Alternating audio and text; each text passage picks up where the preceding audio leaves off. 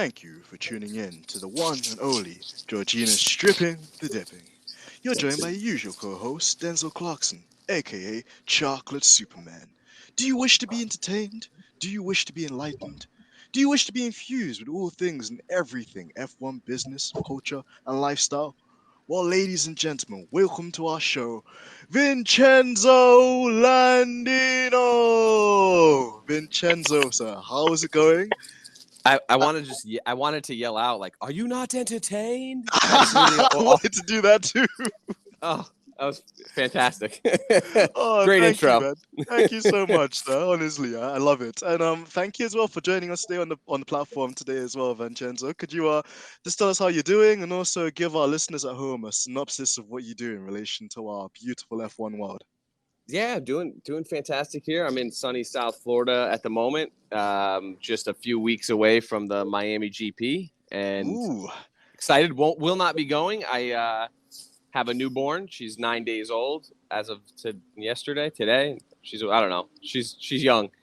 So I'm Aw. not. I won't be attending the Miami GP, but that's okay. I own a production company. We do media and content creation for enterprise tech companies, and F1's always been a passion of mine. I've been watching F1 since I was a young kid, and I decided maybe a couple years back that I would talk more about Formula One, especially online.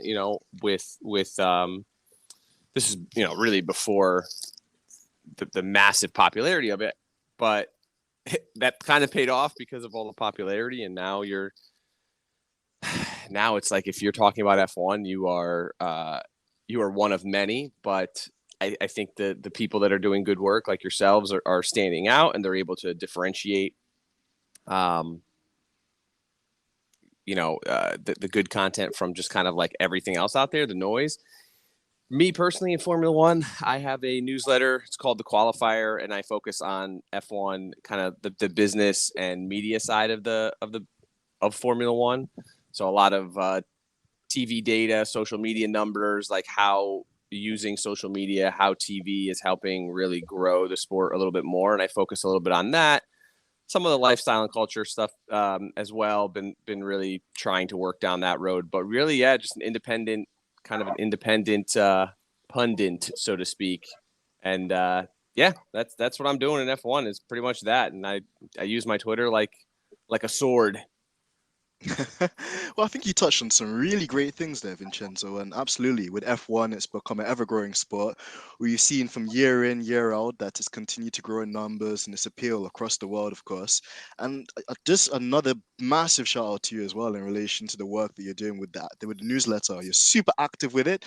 I was just about trying to get into the newest addition that you added in relation to the Miami protest or lawsuit, which we'll probably touch on a bit later on in the show. But Yeah. again, this super impressive work, and I'm sure most of our listeners would have already known you by now. But of course, there's always some new people that are trying to like get into the sport, and I think that you would be a great like safe haven for them in terms of content and giving them some footing and standing to understand all the elements and aspects of the sport as well, which is great. Yeah, thank you.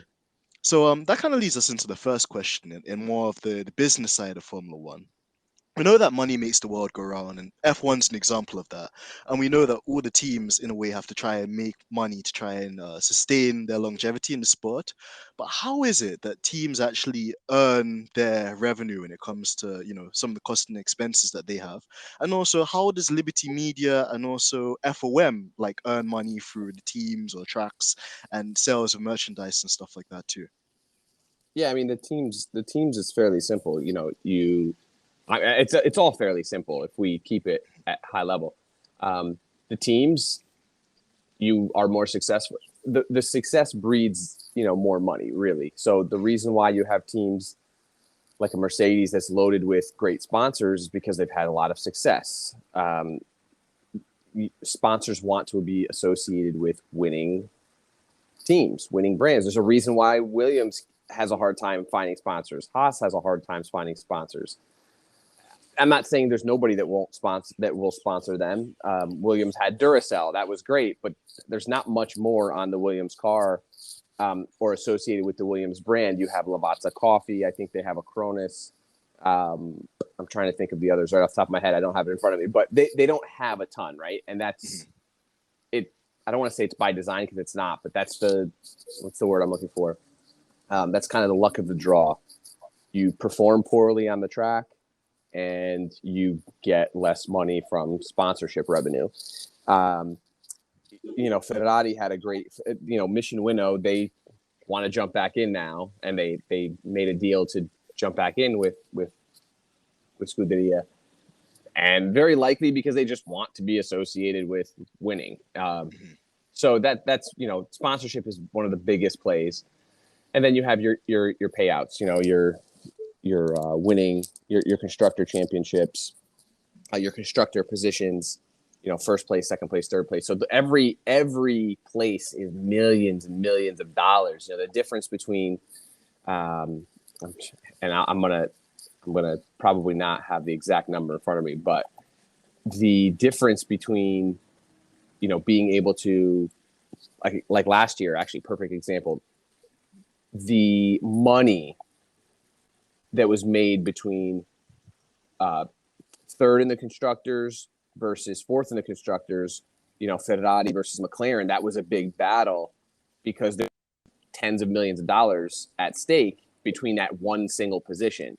And tens of millions of dollars, can mean so much in terms of, development, in terms of, what you can actually do. Now, of course, there's the cap. There's $175 million cap or so.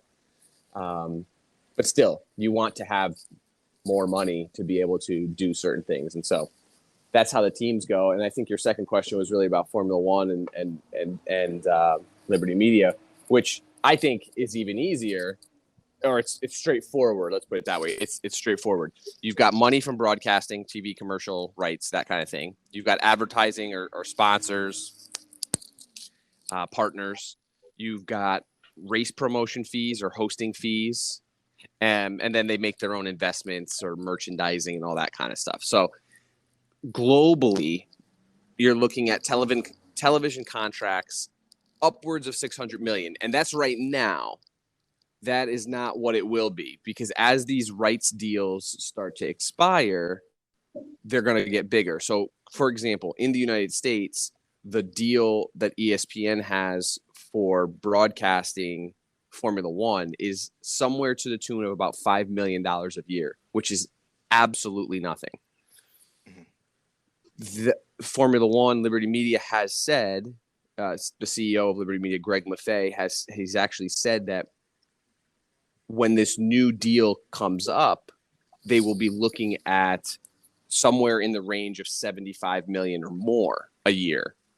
So big difference between $5 million, what ESPN is paying, versus $75 million. And that's going to happen all across the globe as the sport gains popularity, as it becomes this global phenomenon.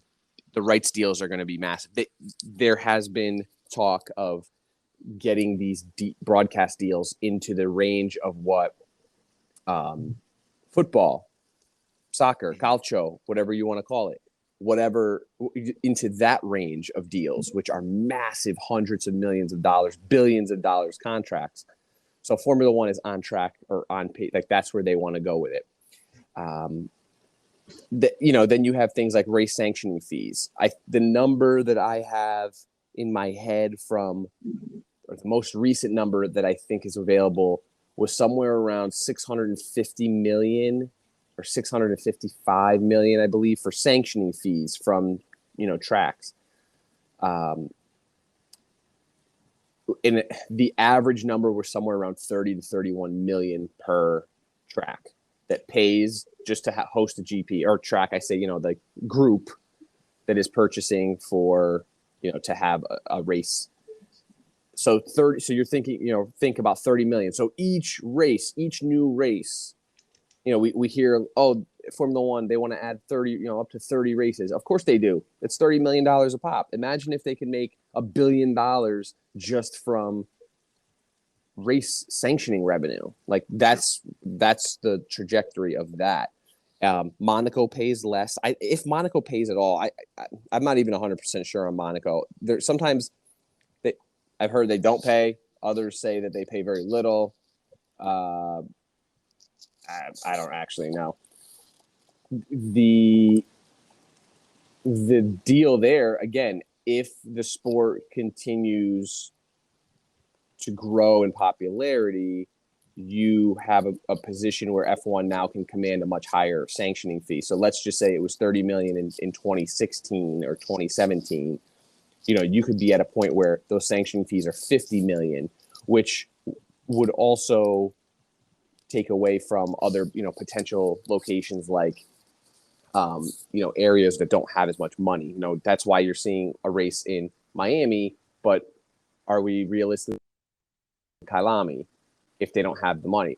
Germany, we want to go back to Germany, and, the fans want to go back to Hockenheim, but it doesn't seem like there's money to be able to host that GP again. So, there's so many things to think about when it comes to that. And then you have ticket sales, which is pretty straightforward. They get a portion of the ticket sales, goes back to Formula One, and sponsorships. So sponsorships, all the major partners you see, like the big partnership that just happened at the Australian Grand Prix with Salesforce was roughly a $30-ish million a year deal from what I was hearing rumblings. And that's just so that Salesforce can put their banner all over the place. There was brands like Zoom, Amazon Web Services, all of the, you'll see those all over. Pirelli, Rolex, Heineken, all of those brands you see all over, blasted all over a track and all over your broadcast. Those brands are paying a lot of money to be involved with Formula One, or they're providing something in Pirelli's case. They're a provider of something, but most of those brands are paying large fees just to be involved with Formula One. And that's basically the long and short of it. We'll stick to that for the short of it. I'd say follow me for more. Sure. Well, we'll be plugging you anyway on that one, Vincenzo. But yeah, I think that was a really great and sterling answer. You really touched on pretty much every single loophole or every single kind of doorset and facet of how the teams make their money, and then also vice versa, how the FIA and obviously Liberty Media do it as well. And really some great points there as well. You mentioned about like Formula One teams trying to be as successful as they can, because viewers will also know with me that like for a period of time I was doing some work experience just in a Mercedes-Benz dealership. And the biggest sales play that the head salesperson would say is, if we win on a Sunday, we're going to sell on a Monday. And that was always the kind of key. So it's nice to see that still is very translucent today. And also as well, you've touched on a lot of great points there in relation to the commercialization of Formula One, how that's continued to develop and grow as it touches new emerging markets, and it continues to probably upgrade itself in the existing ones. So really cool too. And I think that's really a good segue into the next question. Because, can I jump into something you just said real quick, if you don't sure, mind? Sure. So you made a really good point. Working in a Mercedes dealership, the brands like a Ferrari, a Mercedes, maybe not so much an Aston Martin, because even with Ferrari, Ferrari they have so much history. They're going to sell their cars no matter what. But how much better does it look when they win on Sunday and the car goes, it's synonymous with speed. It was something that Henry Ford wanted when he, in the epic 1960, that whole situation. The reason for that was because they wanted to appear fast. Now, just because there's a fast car on the track doesn't mean you can buy that fast car, right? A GT40, you can't buy it, right? Or you could, but I mean, if they're expensive, I'll probably have to remortgage like 5 houses, but yeah. Sure. But the point is that now the mark, the brand, the logo becomes synonymous with speed, with whatever else is associated with winning in Formula One. So speed being the ideal one. That is invaluable. If you've noticed, I'm going to take AMG for example. So personally, I drive it. I have an AMG, but if you look at how Mercedes has positioned the AMG branding, AMG has become this badge of quality, this badge of speed, this badge of, power, motorsport. They've been that mark is becoming so much more popular. I have never seen so many AMGs on the road now, and I from before this. People would drive a Mercedes. Well, now it's like it's not good enough to just have a Mercedes. You need to have an AMG, right? Exactly. And so you can't tell me that doesn't have to do with how they position it, whether it's in the showroom or on TV.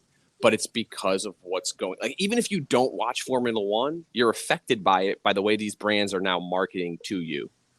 With, I'm using AMG because I do have one. So like I'm in the dealership, I'm in the shop or whatever. So like I know I remember they had a Nico Rosberg poster in the shop in where I had bought mine, and they had all the motorsport that they were involved with in the showroom. And I'm like, most people don't care about this. But you know what? For the people that did, it was like, oh, look at that. Nico Rosberg is on the wall. Like, you know what I mean? And so sure. It's that positioning is increasing, and it's all because of the success on the track.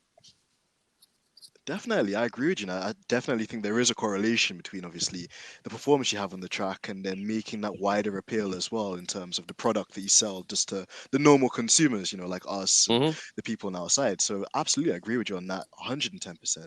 And kind of bringing it to our next question, it's quite interesting as well, Vincenzo, because during the kind of winter break, me and you were on a lot of F1 Twitter Spaces, and there was a big thing about Yep. it's great what Liberty Media are doing. They're bringing the sport basically to a new plethora of people that maybe never had access to it or really checked to it before. But there's always been this argument or debate as to entertainment versus the sporting integrity. And Sure. my question to you as well, Vincenzo, was how do you see platforms like Drive to Survive for right now? And do you think that they'll be sustainable in the future? Interesting question. That's a really good question. So I think, yes. Are they sustainable? Yes and no. Yes, because they just simply have to keep shooting or creating content. No, because you have to continually one up yourself with content. So creators, any creator, like a YouTube creator, goes through the same. I'm gonna liken this to a YouTube creator because there's probably someone on YouTube that we all follow that we love, and when they do something outrageous, the next video has to be more outrageous in order for them to continue building upon the audience they've built. Mm-hmm.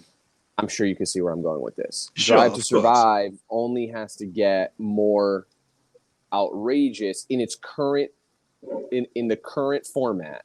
It has to get more outrageous in order for people to continue being enticed by it, which is where, of course, things like Abu Dhabi of last year rub people the wrong way, because it seems as if the drama was manufactured because that's the only way you can keep people continually involved. So is it sustainable is a good question, but I think it's a question that needs more nuance, because you may be able to continue producing it the way it is, but if you continue down this trajectory of drama, then you only have to get more dramatic in order to. This is why reality TV shows like, Real Housewives or whatever those shows are, they get more dramatic and more shocking every time, every season. They have to, because if you only stay as dramatic as the last season, well, it's going to get old.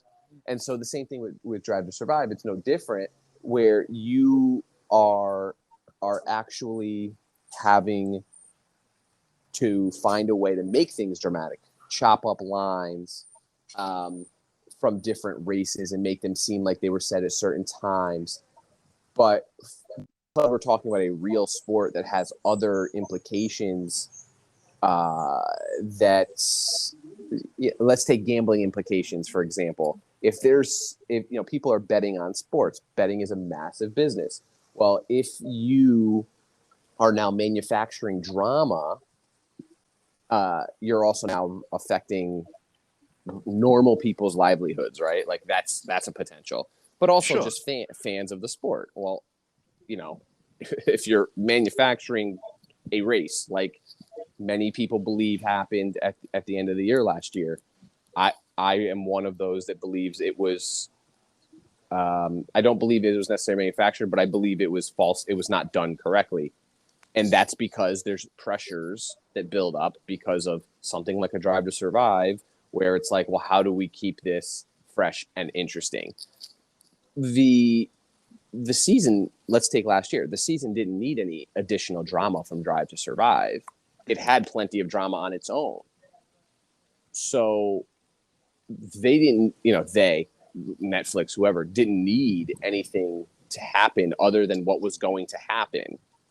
It was happenstance that we got what we got. But those are things that I think Formula One needs to step back and think, how do we want this sport to grow? Do we want this to grow because people love this sport? Do we want this to grow because of the racing on the track? Or do we want this to grow just to become like wrestling, WWE wrestling, Sure. where it's like, we know it's fake, but it just keeps growing, or it keeps, doing well because it's wrestling, it's entertaining, it's acting. Like that's something that I think Liberty needs to figure out, and soon, because that's really and I know I'm being very extreme with this. So people that are listening to this and are going to say, oh, it's not WWE. I know it's not, but it could very quickly get to that level, or perceived as that, because of how they want to, promote things like Drive to Survive.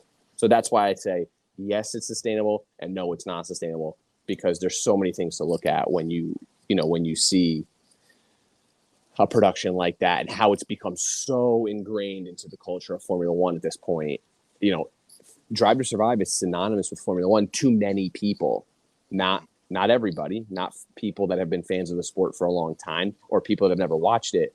But for the folks that are, new to the sport, and to the sponsors that are new to the sport, Drive to Survive is pretty synonymous with Formula One.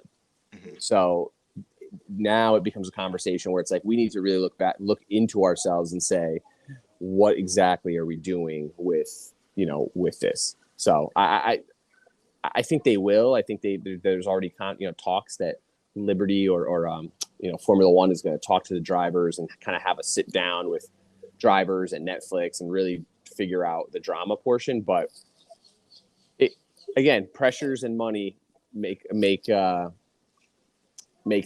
decisions very difficult. Of course, and I think you hit the nail on there, definitely, Vincenzo, just in terms of the different pressures that are in there, and of course how the sponsors will also deem some of the decisions. And you rightfully pointed out as well that even just like external companies, like the betting companies that, make their kind of living on the sport, can also be hampered when we start crossing this line between entertainment and also sports as well, and trying to find that balance, to keep the longevity of the sport, the series, and just to see what kind of legacy the sport will have in the future. So some good points there. And then on the topic of legacy, I know that you're a Ferrari man. I know you've got those Italian connections. But another question that we've had in from a viewer was, how does the legacy bonus work with Ferrari? And how important is Ferrari to the identity of F1? Well, you're asking a fan of Ferrari, so it's the second part of your question. How important are they to F1? I think so. I will answer this question in a non-tifoso way. I will say this. I think they are. I think they are important to Formula One because of how synonymous they've become with the sport. A lot, and also because they don't produce a car that you can buy anywhere, right? Or that anybody can just go and buy. True. They're known for something. They're known for I don't want to say for one thing, but they're known for racing. They're known for speed. They're known for this passion. And they've been around for a long time. They've been in the sport ever since its inception. I think that that is important for the historical aspect of the sport and legacy of the sport. Fans of the sport that are around, that have been, that are older fans, that means a lot to them. And everyone has said this, not everyone, but a lot of people have said this. The sport is better when Ferrari is winning or when they're doing well. And obviously, from my perspective, I love that. I want that. But it's true. And the same goes for teams like McLaren and Williams. If they're all doing well from a historical aspect, it's better for the sport. It's better for everybody. But on the topic of Ferrari, the payment that they get, I think it's something like $35 million just for being there, just to show up every year and bring to the sport. Are they worth $35 million to the sport? I think so, right now, at least. The other things that aside from money, though, that Ferrari get, which I think are important for Ferrari, but not necessarily for the sport, is they have a veto right, which they protect at all costs. So they have essentially almost a greater say than anybody on things, because they can veto particular whatever, I say regulations or whatnot, decisions that come into play. So yeah, there's the discussion, I think, with them is that how much longer do they become, or do they remain relevant? But here's what I'm going to flip this one on its head and say, every time a rapper, a TV star, a whatever TV show, whatever, shows a Ferrari, that to me proves they're how valuable they are, right? They're not driving around in yes, Mercedes maybe, but like they're not driving around in a Mercedes. You're not driving around in a Red Bull car. McLarens are pretty, are pretty popular, but every time you hear that word Ferrari or Rari or whatever they say in a rap song, you are reminded as to why they've become synonymous with, luxury, with the Formula One culture, with speed, with racing. When you hear things like that, most people on the street, if you walked up to them and said, "Hey, name a fast car, name a fast car brand," they would probably say Ferrari. I would think first. I know most people I talk to, like, they know Ferrari, they don't know anybody else, right? They don't know Aston Martin, they don't know Williams Racing, they don't know Haas, they don't know Alfa Romeo and Ferrari, very close histories there, but they don't know Alfa Romeo. Now, again, I'm talking about maybe an American consumer, but anywhere around the world, there's massive in the Middle East. I don't know how much you guys, kind of follow folks in the Middle East, like on social media. It's like they're some of the biggest collectors of Ferraris in the world. Asian culture, massive. There's tons of Ferrari collectors and fans. Like it's a global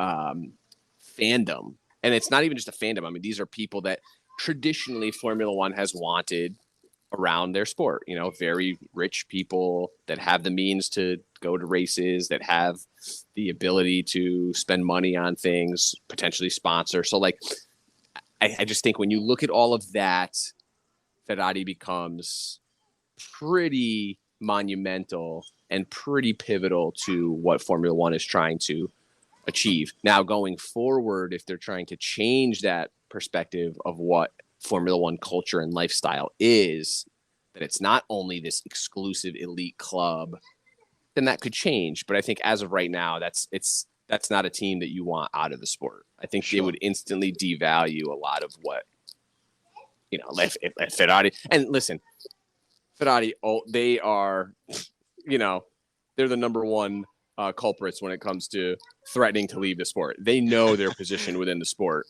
Sure. I hated last year how people said, oh well, Mercedes is they're crybabies. They're threatening to leave the sport, or Red Bull's threatening to leave the sport, at other points. No, they all have threatened to leave the sport. Let's be real here. There's only 3 teams that if they threaten to leave the sport currently, that it would matter. And I would even argue that there's only 2 that really matter. I would say that Red Bull, people could get by without Red Bull. So like, again, that's where we're at right now. I think they are worth their $35 million payment, but I think that can change at some point, and I think it eventually will, just because of where the sport is going. Sure, and it does make sense, I guess, because like you said as well, like there's a particular direction the sport is moving in. But at the same time, I think, as you rightly pointed out as well, there is a lot of historical legacy that needs to be maintained. People need to remember that Ferrari were one of the original teams in the original Formula One series, and like you said, it's just the wide star-striking like appeal. Like anytime you see a Ferrari on the street, people immediately turn their heads and they're starstruck, and it's just the magic really behind the brand. And just keeping on the topic of Ferrari, Vincenzo, what have you made about like the impressive start to the season, and what do you think has given them the upper hand so far? Well, the fact that they weren't really in that race last year, I think that 2-horse race last year between Mercedes and Red Bull took a lot out of those 2 teams. Most fans that have been around the sport for a while, I don't want to say we knew, but we understood that it was going to be, especially with new regulations and testing times and whatnot, that Mercedes and Red Bull would be behind slightly. I don't think anyone expected Mercedes to be as far behind as they started. I've been on record. There's tweets, there's probably interviews with whatever videos I've made. I don't believe that Mercedes will be trailing for too long. I think that they've got massive resources available to them, more so than other teams in terms of just human power at the factory, and they've got brilliant minds that they will, be able to figure it out and turn it around. So I think that, that's why the lead looks so great, is because right now first of all, we've had 3 races and Leclerc's won 2. He's come in second in another. Sainz has finished on the podium twice, and obviously he DNF'd. But did Sainz finish on the podium twice? Now I said that, and now I'm like, oh wait, did Sainz? Yeah, he podiumed twice, right? So I listen. I think it's a great start. It's a unexpected. I would say it's unexpected to an extent, but also not super surprising, only because when you look at the time that they had, and if towards the end of last year, it was like, we're not focusing on, there were so many times last year where Binotto didn't even show up to races because they were focused on building this car. Like, this is what the focus was for so long. And I think that's critical to understand in, if you're a new fan that just gets dropped into, oh, wow, look, Ferrari's at the top. Yeah, yes, they are. But they've been working at the car. They've been, trying things for longer than some of the other teams have. So that's to no surprise. But then you have things like the power unit, which has shown tremendous potential. They've said over and over that they have not yet turned it up. They are focusing on reliability. A lot of just the way and the comments that you're hearing out of Maranello these days are just very different. They feel very different. What Binotto is saying and some of the comments he's made about the team and focusing on and obviously Leclerc is the number 1 guy there. I think that's I think Ferrari has to make that clear at some point. They probably haven't made that clear yet to the drivers. But based on performance, I think they know. And that to me signals a change of mindset and a positive change. Maybe they are now focusing on, let's worry about getting the brand back to glory, not just one driver, similar to what a Red Bull is doing, where it's like they only care about Max. It's Max for Max, and we don't care about anybody else, right? Sure. It doesn't matter who's that second driver is. it's all about Max. With Ferrari, you don't seem to get that vibe right now. You seem to get a vibe where it's like it's all for one, or it's not all for one. It's all for the team, and that's all they care about. So, is it sustainable through the season? I think their performance will continue, but I think other teams will start to catch up faster. As we're going to see probably some upgrades coming next week at Imola from a lot of the teams. There's suspect that Ferrari's bringing some more upgrades, I think, to Spain. So, like, now we're going to start seeing, okay, what have you guys been working on? What has everybody been working on? I think Ferrari's got it. I think they are doing a good job back at the factory in really understanding the regulations. I hope the rumors aren't true about them getting a leg up with F1 on the fuel. Like that was one of the rumors going around, that they had gotten some extra help on the fuel regulations, which some of the teams are claiming they're struggling with or whatnot. But yeah, it's exciting. I mean, this is, for me, this is the most excited I've been in a long time for two drivers and the team itself. But they're actually putting it together on the track. I mean, last week's performance for Leclerc was flawless. I mean, dominant, flawless, just didn't put a foot wrong. And they were dealing with, porpoising it, which what I found really interesting about the drive in Australia was that they were dealing with the porpoising issues. Almost, it seemed like worse than some of the other teams, but the car was still able to handle the track. It's still stuck like glue. So they almost said, you know what, whatever, we'll deal with the porpoising. Our car is clearly better in the corners, and it's just as fast as the Red Bulls. They know the reliability is far greater than some of these other cars, and that's where I think it's a slow, steady race across. It's 23 races. If they stay reliable, which there's no indication that they won't, that's where I think they win. Not because of pure pace, which I think the Red Bull has, or aerodynamics, which I think, the Mercedes probably has in spades. At some, they'll get there. But I think it's just slow and steady. We do it well. We're going to unleash the engine little by little, not all at once. And that's how and this is what excites me, is like this slow, steady pace. We're not going to just let it all go in one shot and then the engine blows up and now we're burning through engines like Alpine is, with those Renaults. I think Alonso's gone through 3 ices already. Yep. This season, which is ridiculous, right? There's a new one every race. Like that's insane. So there's a lot of excitement right now for Ferrari, and I'm one of those super excited people. Oh, well, I don't blame you, Vincenzo. And, likewise for me too, because I grew up kind of in the early Michael Schumacher era, and just seeing that red car on TV, I just knew that something was special. And, to see this resurgence, just to see how happy everyone is, to hear that Italian national anthem, and then even the Monegasque national anthem is very jolly and upbeat. You can't fathom that. Fathom them for that. It's so lovely to see.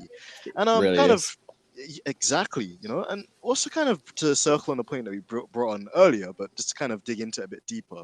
We were talking about sponsors and just how teams use that to make money. But Vincenzo, how do you think sponsors affect the team throughout a season?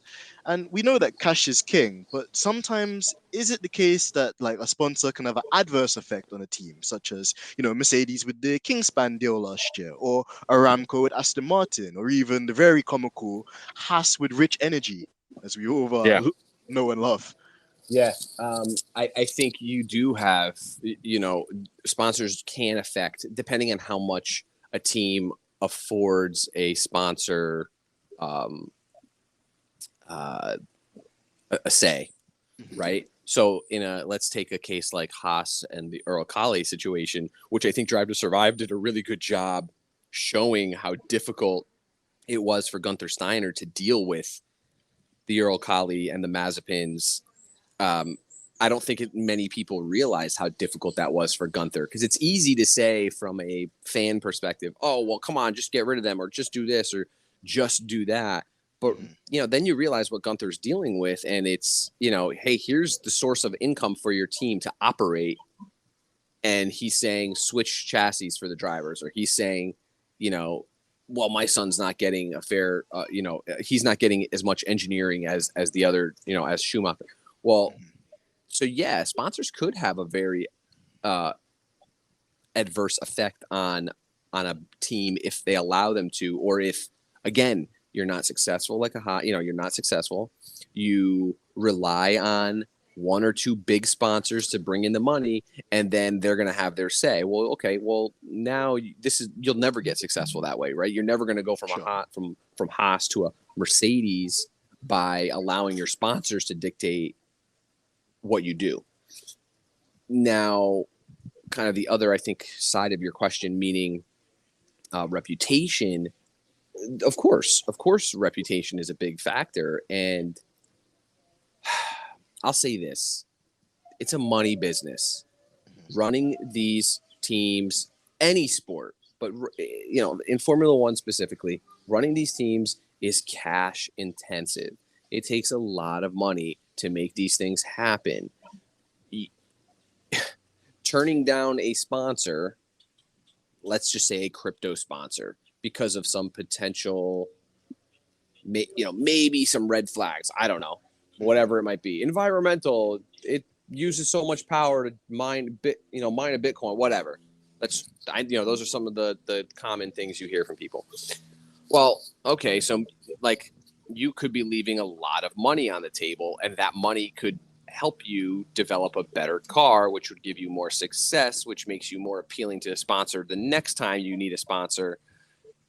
And it's just a continuing cycle. So it's at some point, I think you have to choose and decide at kind of what level of what level are you willing to, I don't want to say ruin your, but how far are you willing to go to bat for some of these sponsors? How far are you willing to defend your sponsorships? And obviously there's a certain level where you'll defend them. And we saw that with Mercedes and the Kingspan last year, where they eventually, they cut off ties with them because there was too much public outcry. Even though I don't believe, that Mercedes was doing anything malicious, but there was just too much public outcry that they had to cut it off, right? So reputation in that case mattered. But now I pose this question to you: if that Kingspan deal was a $500 million over 5 years, like Oracle and Red Bull, would they have cut them loose? Probably not. You know what I mean? So there's a level at which you have to say, we are willing to turn away. I don't think it's right. Don't get me wrong. Like, I'm not saying it's right, but I'm just from a strictly factual standpoint, you're running a business. It's a business. Sure. You need sponsors to keep your car competitive. And at the end of the day, without those sponsors and without the funding to keep your team running, listen, Mercedes got 1,000 people back at the factory. Well, how do you pay those people? How do you keep them employed? That's so true. Yeah. So there's so many things that, when people call for, oh, well, that sponsor is no good. This is a poor choice of a sponsor. Sure. But remember, if you cut that sponsor, you might also be cutting 100 jobs back at the factory of innocent people who did nothing wrong, who are just working. So there's so many sides to the coin, I think, that need to be observed when you're looking at that, because the teams are just doing in the moment what they think is right and how they think they can bring success. But again, there are things that are bigger than sport. There are things that are bigger than dollars. I don't know if we've matured to that. Like, we thought that Ferrari was over the whole Mission Marlboro connection, and yet they welcomed them back, for a sponsorship again. We actually don't even know to what extent that partnership is back, because we didn't see them on the car in Australia. So I wonder what way they're back. But again, it's money. These teams need money to survive and to continue. So are you going to turn down opportunities when someone else would gladly take that money? Another team will gladly take that money.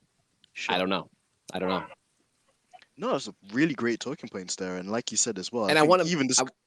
yeah. Go on. No, I want to make it clear. Because I'm thinking of what I just said.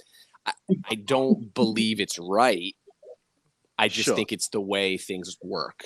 It's the reality. I agree with you as well, Vincenzo. Yeah. And listen, you don't have to defend yourself. You don't have to like caveat yourself to these people, man. Like they should be intelligent enough to know kind of the point that you're making. I don't think anything you said out there was unreasonable. It makes sense, and it's just at the end of the day, it's a business. Whilst we're all here to try and do good things for the world and society, and like I guess we're in a tricky position of like doing the right things morally and also not contradicting ourselves, but at the same time making it sustainable so that it could Correct. continue to run. There are going to be Correct. things where things are questioned, and of course as well, I think the beauty of where we are with social media as well these days is that if there is something that the fans don't agree with, they have the power to then make their voices heard and to have things maybe change, as we saw with the Kingspan situation. So yeah, I absolutely agree with you on that one as well. And kind of brings us on to a question we've actually got from a Twitter user. They've essentially asked us, where does the separation between teams and drivers having sponsorships or partnerships lie? So they've used the example, Vincenzo, and they were saying, well, AlphaTauri have their own clothing line and apparel, which is like almost like a nod almost to Benetton, like back in the 90s and early 2000s with the clothing and so forth. But then they compare that with Lando Norris. I think during the pandemic, he wanted to like have his own kind of cool quadrant merch with this very cool lime green color and whatnot. But McLaren was like, hell no, you're not putting that on the car. We're not putting that on the website. Sure. And we're asking you to take that down because that's against our own marketing direction. Like, where is really the balance, I guess, between those things?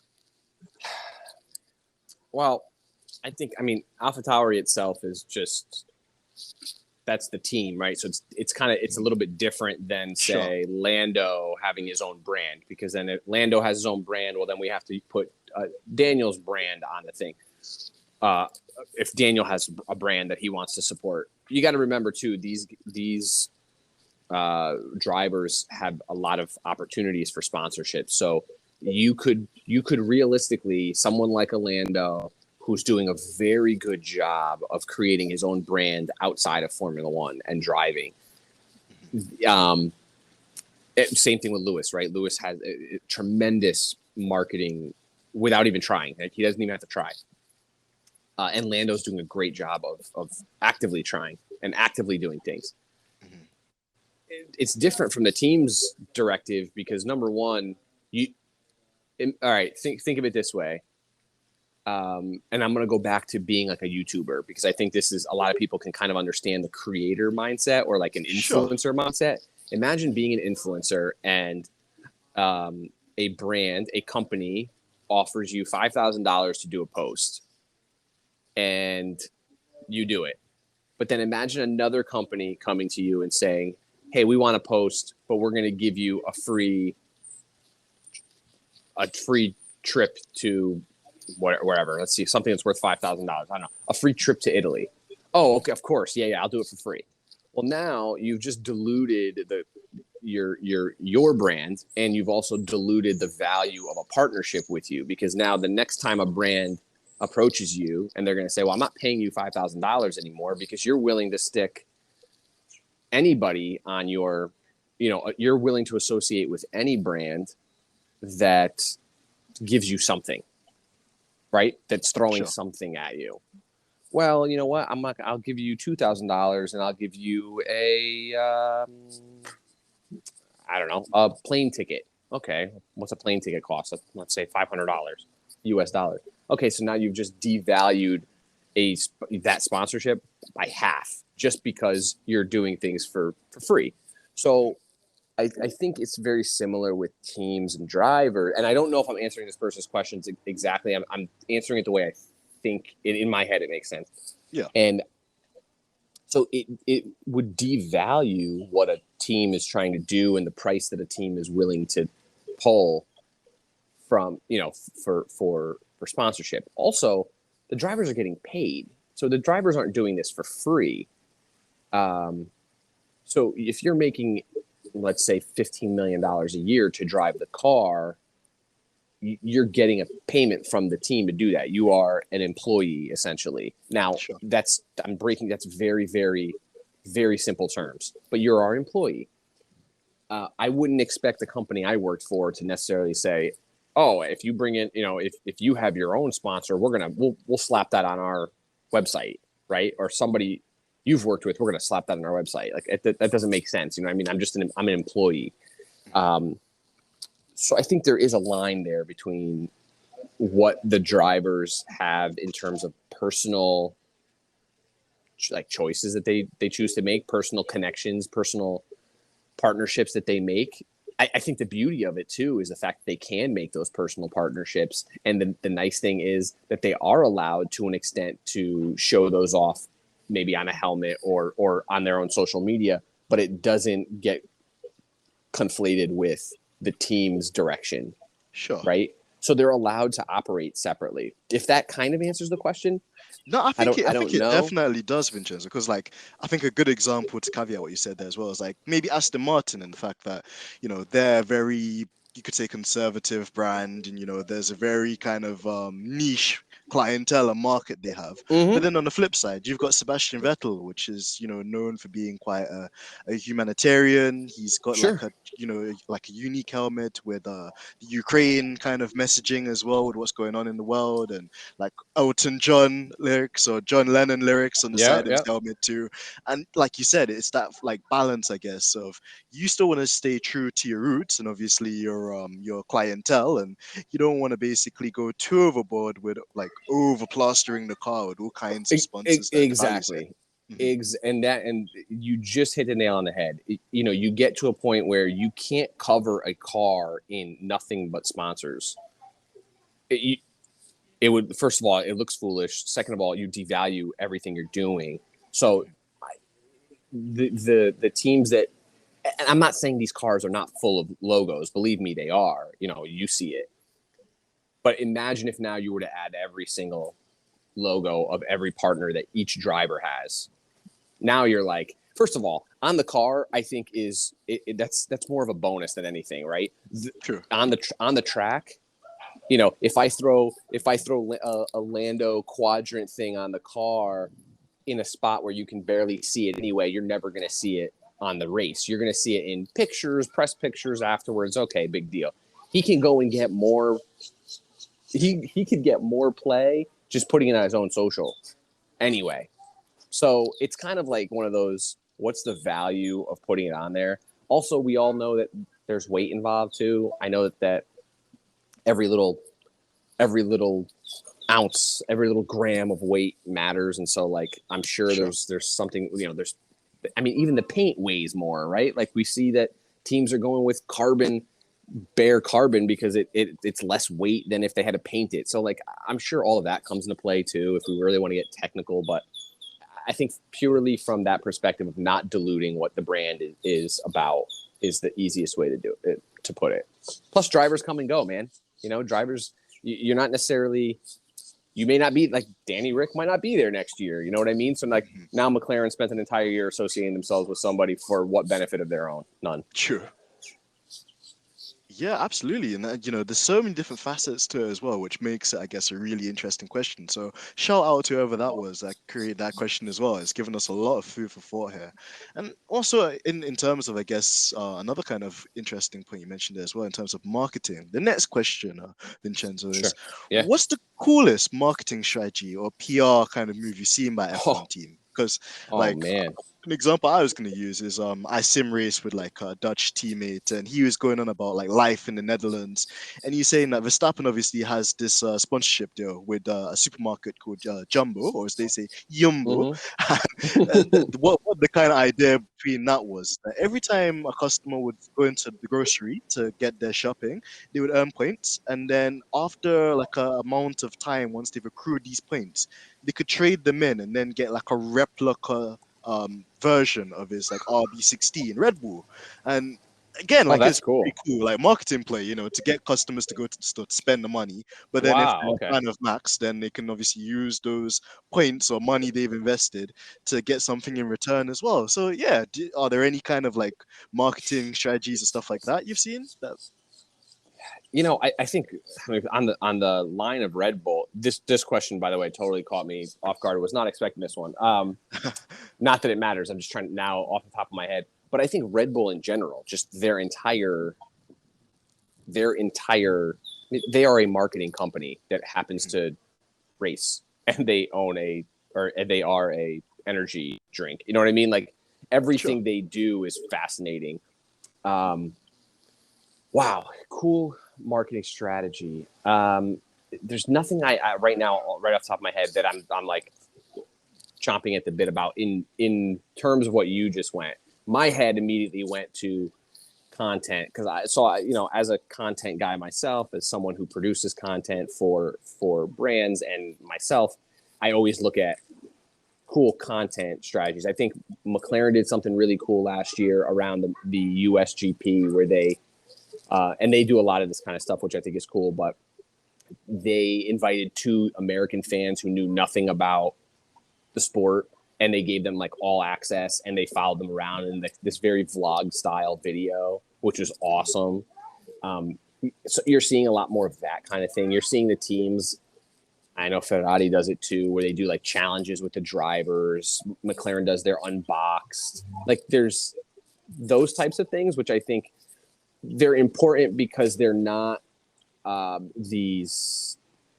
I'm going to use a baseball term. It's not hitting the home run. They don't hit, it's not a big grand slam. It's singles, right? You're chewing it, or you're going one step at a time. It's little by little, right? So like every week I can expect great content from my team, and it's a way of keeping me engaged and coming back and feeling like I know these drivers. We're at a point where we listen, before 2017, people really didn't know the driver's personality the way you do now. Sure.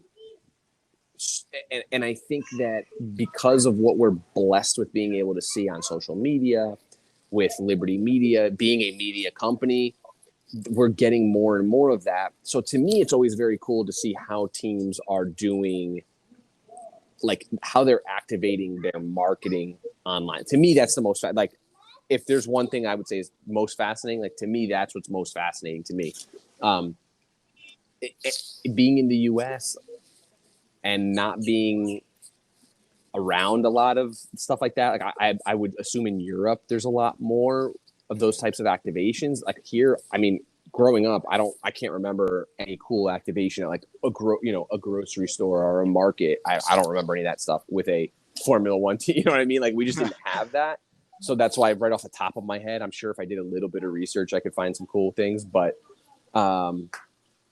now we've entered a whole new realm. Now that, we've got things like NFTs and cryptocurrencies and like all the opportunity that presents for teams and drivers and sponsors and partners.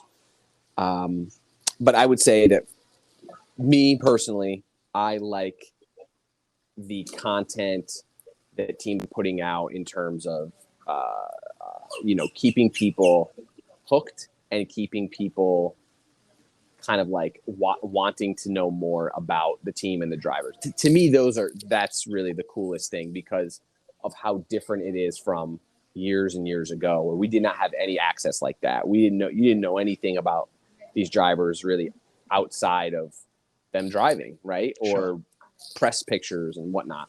So I think, as the sport continues to grow, we'll see more and more activations. That's a really good question.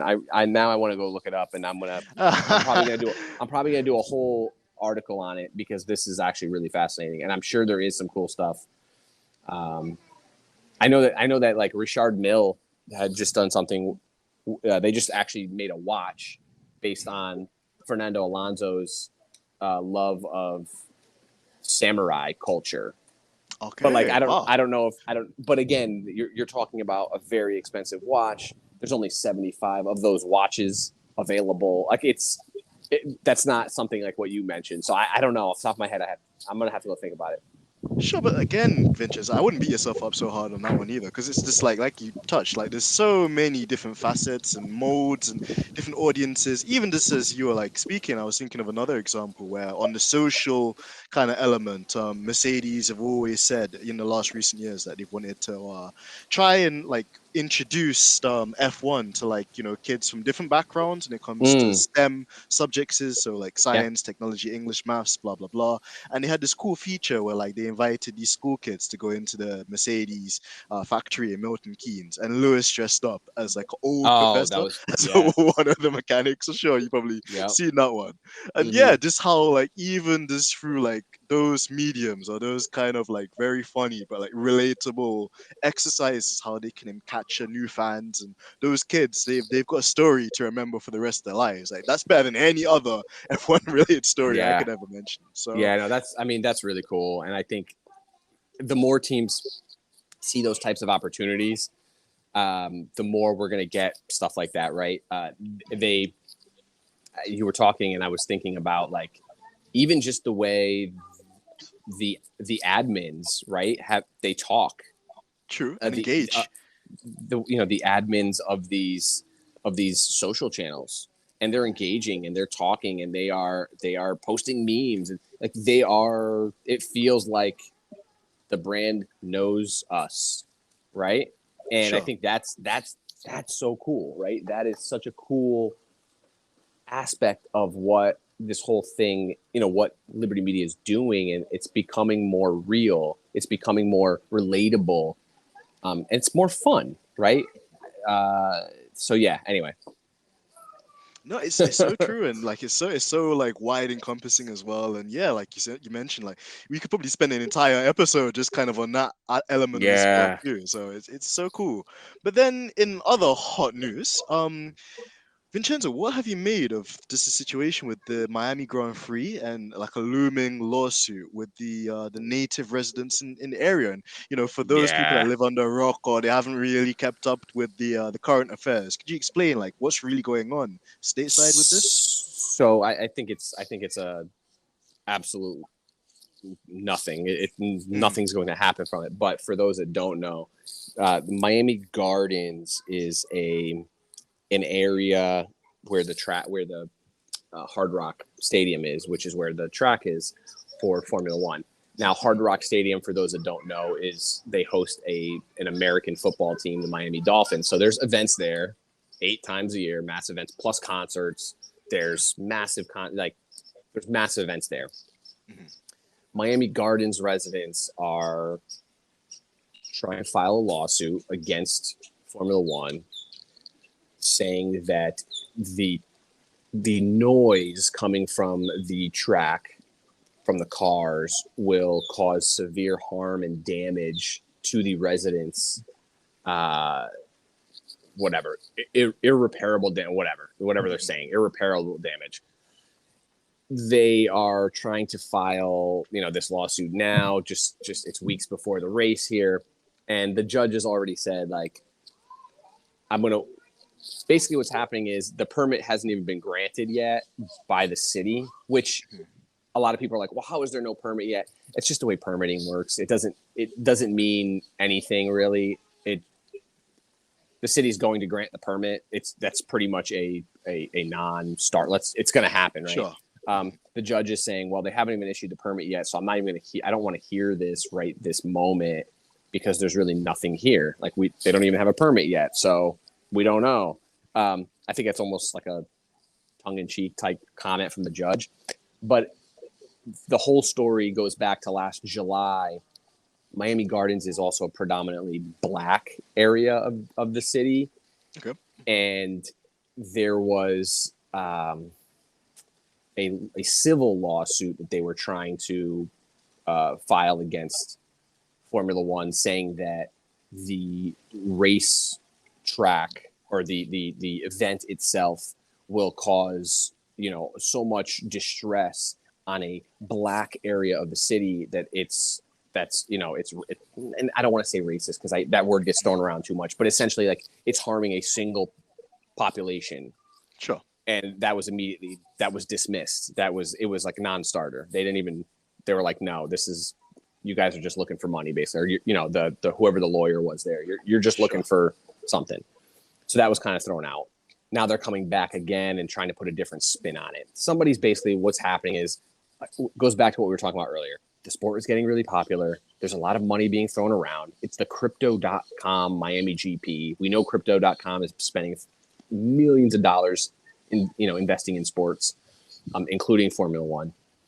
And so somebody's just trying to make a buck here. That's really what it comes down to. Somebody's trying to push and see what they can get out of Formula One. You know, how serious are they? Are they, you know, are they willing to go to bat for this? I don't even think a judge will listen to this. A lot of people that are not in the US, you know, keep saying things like, wow, this is only America, only America. And yeah, unfortunately, you see it more in the US because it's a very sue happy, you know, you can sue for anything. Sure. You know, somebody looks at you wrong, I'm going to sue you.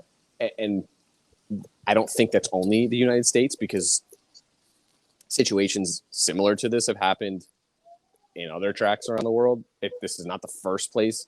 We're just hearing about it again because it's a brand new GP. It hasn't even gone out. You know, they haven't even done it. You know, it hasn't even been one race yet, and we're already having like these types of challenges. But it's really a non-starter. It's just more drama to stir the pot. And it's, you know, it's kind of funny because it's like, man, what kind of story will people tell themselves or try to spin to make a dollar, make some money, right? Absolutely. It's all about money. Yeah. It's all about money. That's so true. And whilst you were like giving a really excellent explanation as well, Vincenzo, I was just thinking with a very hot take. Whilst, you know, there may be maybe a grain of like not, I wouldn't say sympathy, but empathy with maybe the residents, and you know, maybe because it's just something completely new for them in terms of the Formula One, they might have a foot through the door. Ultimately, though, like, this is one of those ones where I think by them protesting it so late, what they're doing is just bringing more eyes, more attention, more revenue to the actual sport itself. And if they're worried about, you know, these people making a big buck and them not getting like a slice of it, they're already kind of making the situation a lot worse, because it's a case now where even if people weren't going to check out this Miami Grand Prix or watch it from home and stuff, now they definitely will, because of all the publicity that's come out of it. And I guess that's where they're saying, you know, any publicity or bad publicity is good publicity in a regard as well. Yep. Yeah. You just have the thing is, it's not a sport that people in the US are as familiar with too. So it's like, oh, this Formula One thing is coming in here. And, you know, the perception of Formula One in general is that it's this elitist sport. It's not American football, which rules sport here. It's not baseball. It's not something like, it's not a concert or a music festival. This is some random sport, a bunch of rich people driving around in cars. Like, that's what the perception is. So if you don't know the sport and you don't care about the sport, yeah, sure, why not? Let's make some money. Yeah. You know, or somebody. Vincenzo, there's a quick question I wanted to just throw in there as well. Like, for these people, like, what's the difference to them then between like Formula One and let's say like NASCAR or any other kind of motor discipline that goes to America? Because I know with most NASCAR races, they're on static kind of like circuits like Daytona or Texas Speedway and stuff like that. But I think there was, again, probably like a great shout out to NASCAR too. I think they did like a race in the Coliseum or something like that. Yeah, in LA at the beginning of the year. And just again, like, I'm imagining that there probably wasn't as many complaints or as much noise raised for that. So yeah, it's intriguing to see almost like how I don't know if it's like desperation. So I don't want to be too ignorant and say that, but yeah, it's I think it's just, again, it comes down to perception. Formula One is perceived as having money. Maybe NASCAR doesn't. I don't want to say maybe, but NASCAR doesn't necessarily give off the same vibe as Formula One, right? When you think of Formula One, it goes right back to what we talked about. Ferrari, Monaco, champagne spraying, right? It's refined elite. And so somebody said, hey, Miami Gardens residents, I highly doubt the Miami Gardens residents were the ones that came up with this. It was a lawyer that said, I'm gonna rile up some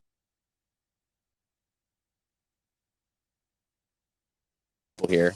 I'm going to tell them, I'm going to say, hey, we can make some money if we go after Formula One. They've got a lot of money. Let's try and make some money. Like, that's usually what it is. It's always driven by a damn lawyer. Okay. Oh, it's fascinating to know because yeah, you touched on it as well, Vincenzo. You mentioned that America kind of does have a suit culture, but wow, I never knew it was that extensive as well in terms of just anything and everything they will try and find like a loophole or like try and find like a way to make a claim. So Well, like again, there's a I don't want to say famous, but I know it's a popular story that I was told growing up, and it's the truth, not a story. But there was somebody who went to McDonald's, got a hot coffee, spilled it on themselves, and successfully sued McDonald's for burning themselves. What? Yeah, I mean, because the coffee was too hot. That's why you see caution hot contents on the side of a coffee cup at McDonald's or anywhere really. But like, that's and again, I'm sure things like this have happened all across the world. I'm going based on stories or things that I know from here. But like, when that's the case, when that's something that you already know you could win or do, why not? Why not do it for anything? Like, it costs them nothing. The lawyer is incurring the cost to give it a shot. And they're hoping it does not go to court because court is going to cost money. But if it doesn't go to court and Formula One just says, hey, here's some money, shut up, they win. They win. They win. So like, that's all they're hoping for. That's all a lot of this is based on. Well, it's fascinating, and the more you live, the more you learn. So I'm sure the listeners are going to take a lot from that, and me myself as well. I'm just really intrigued because it's not the sort of thing you see every day. But yeah, and kind of a cool segue. I wanted to kind of always have like a fantasy question I want to ask all of the. Oh boy, I hope I have you're an in for it answer today, Vincenzo. But no, I think you enjoy this one. So here, I'm going to set the scene.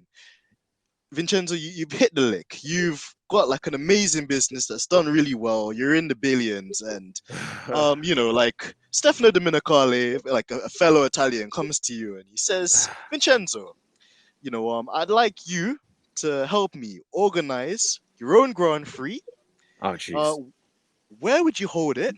Oh, God. What exhibition event would you run before it? So an example I give is last year in Qatar, there was like a little charity event where the drivers and some ex-footballers like were playing futsal with each other, and that was like the kind of like event. So what exhibition event would you run, and which artist would you choose to sing the national anthem? So 3 questions there. Where would you hold the race? What exhibition event would you have before the race, and which singer would you have perform the national anthem? Oh my God. Okay, this is, jeez, you really. We pull all the stops here at Georgina's stripping the dipping. We really do. Are you? Oh, jeez. Does it have to be a track that's already existing, or are you saying anywhere? Anywhere, literally anywhere. Oh my God. Jeez. Okay. Okay. It would be in Italy. It would be in Rome for sure. I love Rome. I love the city. Andrea Bocelli would sing the Italian national anthem. I love Andrea Bocelli. And I would do a drivers and team principal football match at Stadio Olimpico where Roma plays, which I love Roma. I'm an Italian soccer. That would be a charity match. It would be, let's see, drivers, team principals, and drivers, team principals, and Lewis would probably want like kids or something involved. So, and somehow involve kids and make it like a underprivileged kids opportunity to play with them. But it would definitely do that at Stadio Olimpico. That would be a whole spectacle. But yes, that's. I can literally envision it now. That like, Vincenzo, you might have a career in this, like organizing Grand Prix. Like this might be your calling. Like that would be sensational. I'm just trying to imagine it now, and you're right. Just with the singer you mentioned as well, and it being in Rome, which has so much history, and and even just like having a football match with the teams and the drivers and the team principals, it'd be incredible. And that would be out fun. of like all the teams and like team principals, who do you think would win the football match or come out on top? Oh, the drivers are. I mean, And which driver would Carlos, you like put your money on? Because I've seen like Carlos, McLaren Carlos. signs as well, like doing kickups like behind stage too. Yeah, I would put my money on Carlos. The smooth For operator. I mean, he looks like he's got some skill. I would say Carlos and Charles seem very good. Trying to think who else looks like they're pretty solid there. I know. Damn, Ricardo seems athletic, so I think he'd do pretty well. I don't know if he's like. I don't know if he's a great. He doesn't seem like he's a big soccer guy or football guy. He seems more of like a rugby or American football guy. But Sure. Alonso, I would say. Lewis seems athletic. He'd probably be able to do pretty well. But yeah, definitely the drivers. The drivers would absolutely dominate the team principals. I think it'd be such a cool concept. And again, maybe George, we have to actually write a letter to the FIA and like obviously giving credit to Vincenzo. Like we'll give Yeah. Vincenzo a higher cut of the commission here for the idea. But Let's geez, do it. that'd be amazing. Honestly, like thoughts for the future. Hashtag thoughts for the future. So Well, yeah, we've got awesome. we've got the E-Prix there, right, in Rome. So I think it's possible to do something. It would be fun to do it through the streets of Rome. I mean, this past summer I was in Rome. I was in Italy when Italy won the European Championship, and we went from Naples, where we had watched the final. We went the next day to Rome because the team came to celebrate through the city on a taking the trophy through the city on a Pullman, and we were running through the streets of Rome because there were so few tourists, but it was all Italians. There was tens of thousands of Italians through the streets, and we're running through the streets, following the Pullman through the streets and the team, and cheering with the team, and singing the Italian national anthem, and doing chants and stuff. And I'm like, man, this city is so freaking beautiful. I was like, so that's why it gave me the idea, just because that experience, being able to run pretty much freely through the streets of Rome without worrying about getting hit by a car or anything like that was a really cool experience. I said, this would be a fun city to do something in. Absolutely, and it's such a great idea. And like honestly, Vincenzo, you're giving me a really nice open goal segue to kind of one of the final questions I was going to actually bring along is we're actually going back home. We're going back to Italy. We're going to Imola next week. Yes. What are your predictions for top three finishing, I hate pole, this. and third kind of caveat I'll throw in there, random event or random thing that you think will happen in Imola? So your top three, who will get pole, and then a random thing you think will happen in Imola next week.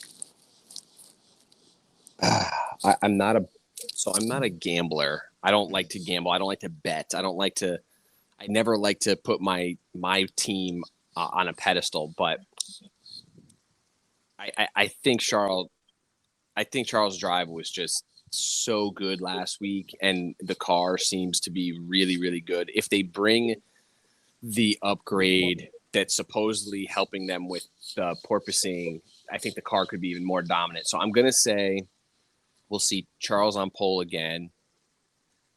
And I think the podium, we're going to end up with, let's see, Lewis,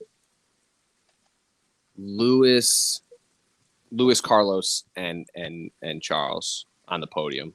And I think we're going to see another Red Bull for a random event. I think we're going to see another Red Bull reliability issue. I don't know which car, maybe both, but I just think we're going to see another reliability issue. Honestly, like it will be an interesting one, and it's cool as well that you've thrown Lewis in the mix there with the kind of podium shot, because there's been a lot of talk about Mercedes potentially bringing a new floor, maybe some other things as well, because they're trying to basically eradicate the porpoising and balance the car And too. I mean, nobody's talking about the fact that, and again, it's only 3 races, but Mercedes is second in the constructors right now. George Russell is second in the constructors right now. Lewis he's right there. He's 5th. So, you want to talk about Verstappen, great driver, this and that. Well, Lewis, again, this is all about I'm a firm believer in slow and steady, and working. over a course of a long season. Christian Horner has said, I would rather have a fast, unreliable car to fix than a reliable slow car, which I think shows the mindset of I don't like that mindset, because to me it's saying, sure, well, we'd rather just go up there and win a race every time we can, or podium every time but we may not finish half the races that we show up in. Well, what's that going to do for you? And you so can't win championships like that, of course. No. And if just looking at the points, well, Max has won one race. He has 25 points, but that's the only race he finished. Lewis has 28 points. He's ahead of him in the standings, but everyone said, oh, his car's a dog. Oh, Lewis this is garbage. Well, no, but he's still got 28 points. How did he get 28 points? Because he just finished the damn race 3 times. True. Right? So that's why I'm a believer that Lewis and that Mercedes will figure things out. Lewis is a top class driver. He's someone I don't like to bet against. His driving style. I wouldn't either.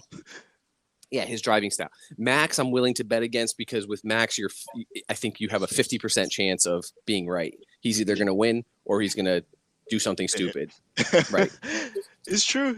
And that's the thing with Max and his temperament. And again, being a champion, regardless of the very controversial circumstances that taken place last year, winning the championship's one thing, but defending it is a completely new art. And he's having to find out the hard way, exactly that.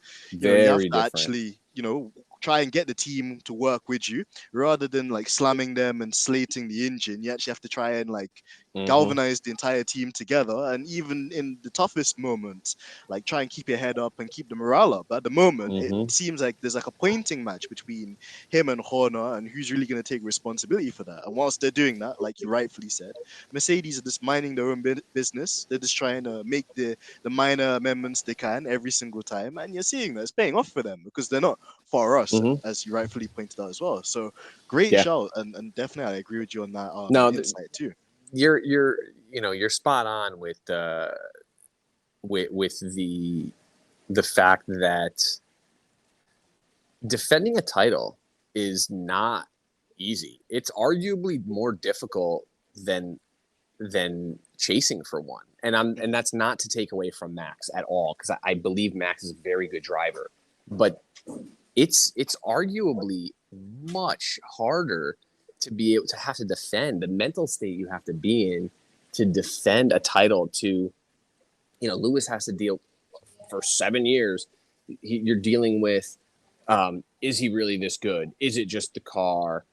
New drivers that are constantly, attacking on the track. You're being chased. To have to defend and stay ahead is not easy. You don't have any advantages being out front. Let me scratch that. You have some advantages, but things like you can't slipstream, for example, right? You don't have DRS happen most of the time if you're leading out front. So true. It's not easy, and so that's an easy. I think folks. One of the things that people want to discredit Lewis on is, oh, well, it's easy to be in front. Well, it's not. And Max is now realizing that, because the odds and the pressure are so much higher on him to win a race, right? Okay, you're now expected to win. You're expected to finish in first. You're expected to be ahead of your teammate because you're a world champion now. And that kind of pressure causes you to dive bomb into a corner. Not that he didn't do that before, but it's going to cause you to do it even more. It's going to cause you to make decisions on track that you otherwise may not. And every time I think he has a reliability issue, every time he has a battle like he lost in Bahrain with Leclerc, every time those things happen, you are going to doubt yourself. That doubt creeps in. You can't tell me anybody's immune to that, but you're going to start to doubt yourself. You're going to start to doubt your equipment. And I also just genuinely don't think the Red Bull is set up for Max's driving style, which is why we're seeing Sergio have, I think, more success in the car currently. But Red Bull just will never give him credit because he's not Max. Sure. So anyway, that's my spiel on that. No, but I think a lot of people are going to agree with you on that, Vincenzo, and me included in that too, because it's interesting to see how different drivers are perceived, and obviously when they go through their own challenges, how some are able to rise above that, and you can really see the mental strength and resilience. While some other drivers, not naming names, they'll cry on the radio, or they'll start throwing the toys out of the car, or they'll start throwing team members underneath the bus, and you're already kind of seeing the hairline fractures at Red Bull. So And yeah. and we listen, that'll happen anyway. I don't want to just bomb on Max by any stretch. I think the reality is that it's not easy to be in Formula One. It's not easy to be the leader. It's not easy to be the chase. It's not easy to be in any of these positions, but these guys just talk so damn much sometimes that it's like, just shut up. Like Lewis did after Abu Dhabi. He just stopped talking. He just went away for a few months. Like, that was the best possible thing to do. Let people just talk, let people waste their energy on talking, and I'm going to go do what I got to do to get my head right. And that's it. And so, and I think that's, that to me is greatness. That to me is where you level up, and you can tell who is the challenger mindset. In branding, there's such thing as like the challenger mindset. Netflix was a challenger brand at one point to Blockbuster in the video rental space. And they never acted like the challenger brand. They acted like they were the leader right from day one. Blockbuster actually acted like they were the challenger. Blockbuster kept putting Netflix's name in everybody's mouth by all of their marketing became about Netflix and anti-Netflix. Well, you're giving Netflix free publicity. It's the same thing in Formula One with drivers. Red Bull, you want to keep talking about Mercedes. That's occupying your mental space, your mental capacity. The more you're thinking about them, the less you're focusing on you, the less you're focusing on what you need to do. And that's what we're seeing. And I think that's going to continue to play out, at least for half the season, until someone decides, hey, you know what, we need to start driving here. But that's to be seen. Of course, and it's interesting how like some teams go to their racing, and of course, kind of some of the social political games are playing the paddock as well to try and unsell the rivals. But we could probably do a separate episode on that too. So interesting. And the final question, Vincenzo. I'm just gonna put a disclaimer out there. This was Georgina's question. Please don't kill me because it's her question. But she was asking, obviously, with your Italian connections here. Pineapple on pizza, yes or no? No. You heard it from the man himself. I will say this. Pineapple on cheese bread is fine, but to call it a pizza is wrong. That's my opinion. So if you want to put pineapple on something that you are calling pizza, it's just you're just putting pineapple on cheesy bread. That's all. Yeah, so for the people that enjoy it, fine. But I it's not pizza. I don't know. We're not calling it pizza out here. We're not calling it pizza. Hey, well, Vincenzo, honestly, it's been really amazing to have you on this segment and this episode of the show. Like, you've been really insightful. And I think of all the episodes we've done so far, I've taken a lot of nuggets of information to carry away for me. And, it was great to chop it up with you.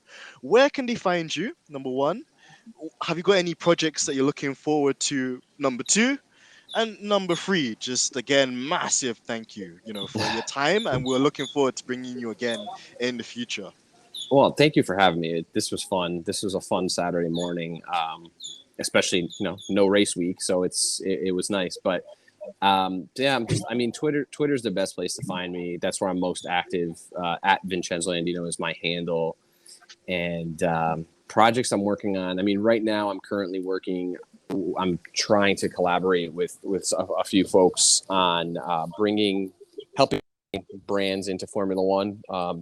Not necessarily the tier one brands, but kind of like those second level brands that are looking to figure out how to work into F1 and get involved in F1. So right now I'm working on building out a little bit more of an offering there, and that's where I I would love to be in that space more than anything else in the world. I would love to do that. So right now it's a little bit of a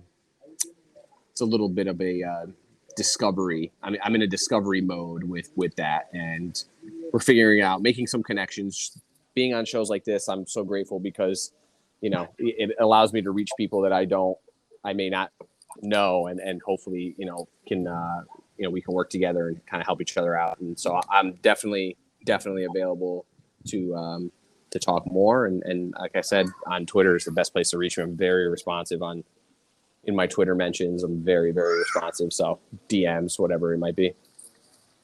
Oh, we love to see it, Vincenzo. And again, just like I can second that as well because I think even just for normal people like me, I put Vincenzo like up there. Me, I'm just a Oh, normal come guy just on. that's in my room, sim racing and that. But when you see like a personality like Vincenzo with a big blue tick, and he's Oh, renowned for his hard work and the stuff he does, it can sometimes feel a bit daunting to reach out to them. But if you've got really sensible propositions, if there's something awesome that you think that Vincenzo could help you out with, then by all means, make sure you approach him, and of course, keep an eye on all the projects that he has coming up as well through, yeah. his platforms. So thank you, Vincenzo, for being on the Thank show. you.